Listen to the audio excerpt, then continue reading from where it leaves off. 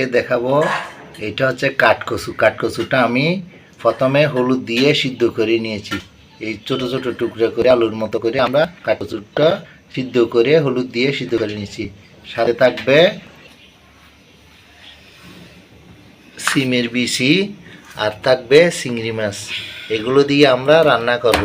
এখন আমি কথা না বাড়াইয়ে এখন রান্নার প্রণালীতে চলে যাচ্ছি, আমাদের সাথে থাকবেন।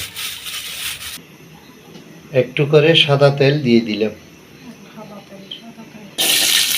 পেঁয়াজ কুচিটা দিয়ে দিলাম। প্রথমে এটা একটু ভেজে নিতে হবে যাতে নরম হয়।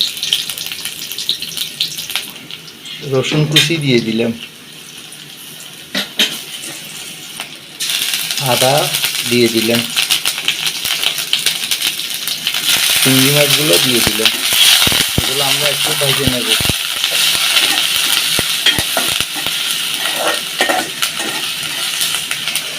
টমেটো দিয়ে দিলাম।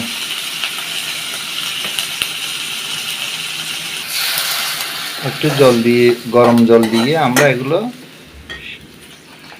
রান্না করতে হবে যাতে গন্ধটা না থাকে। হলুদের গুঁড়ো দিয়ে দিলাম, মরিচের গুঁড়ো দিয়ে দিলাম,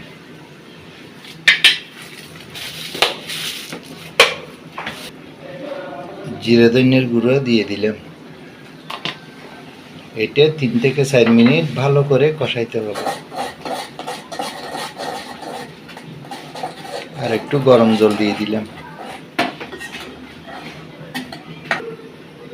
কাঁচামরিচ দিয়ে দিলাম।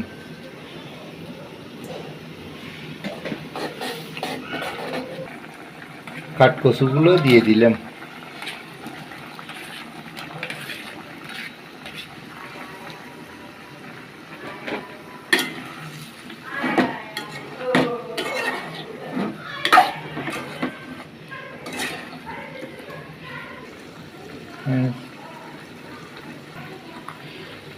কাঠকচু যখন সিদ্ধ, বিচিগুলো দিয়ে দিলাম।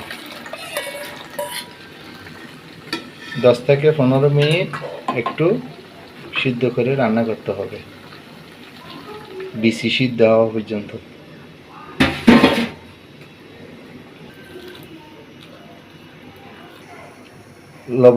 লবণ দিয়ে দিলাম স্বাদ মতো।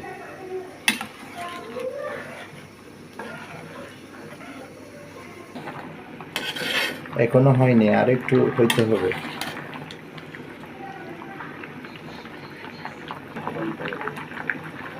হ্যাঁ বন্ধুরা, আমাদের কচু সিদ্ধ হয়ে গেছে, বিচিও সিদ্ধ হয়ে গেছে।